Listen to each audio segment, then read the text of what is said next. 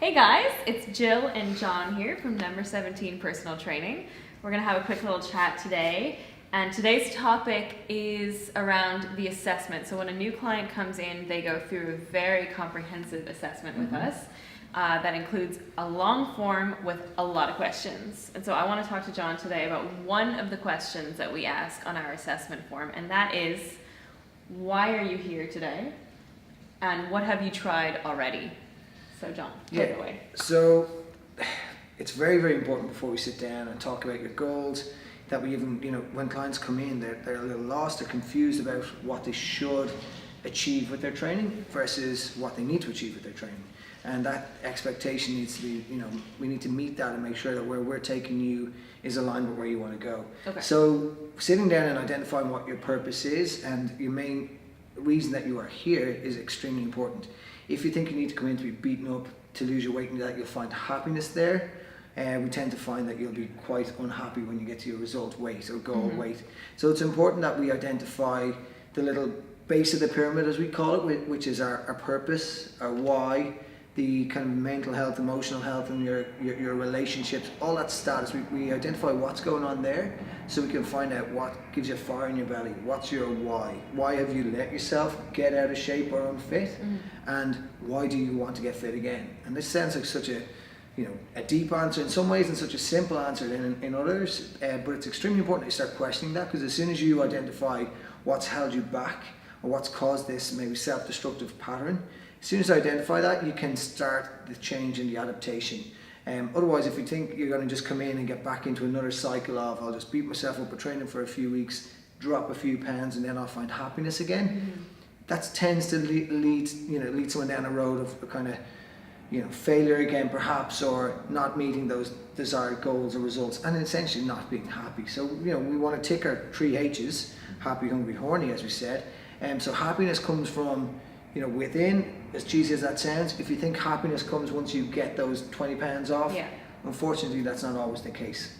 So we want to avoid, I will be happy when this happens, I'll be happy if this happens. Exactly. It's more about finding something a bit more Internal. organic. Instead of kind of putting a deadline on when you're going to find happiness, like learn how to find happiness in the journey. So the journey is all about getting to that goal, we know that, and we encourage everyone to set very, very big goals, but you have to learn that happiness won't be there unless you learn to find it in very simple things in your life.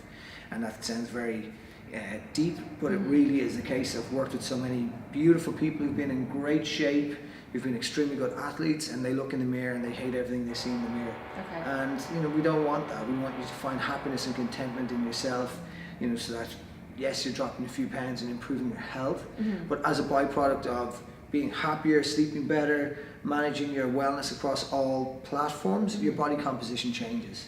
And we see that all the time, like when you start laughing more and tend to take yourself less serious, all of a sudden you get in better shape and your training becomes easier and your capacity to dig in deep and your resilience improves as well.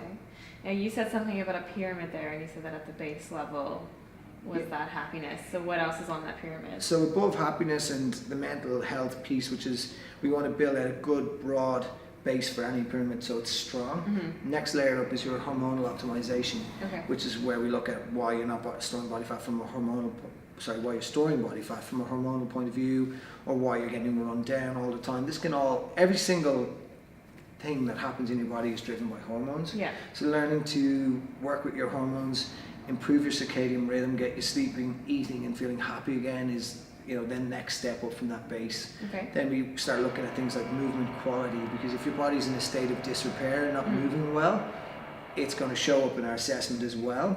So we need to improve that, and your body is a canvas for your mind and for how you've abused your body throughout the years and abused yourself. So learning to improve that helps to get rid of all trauma and improve your connection with yourself.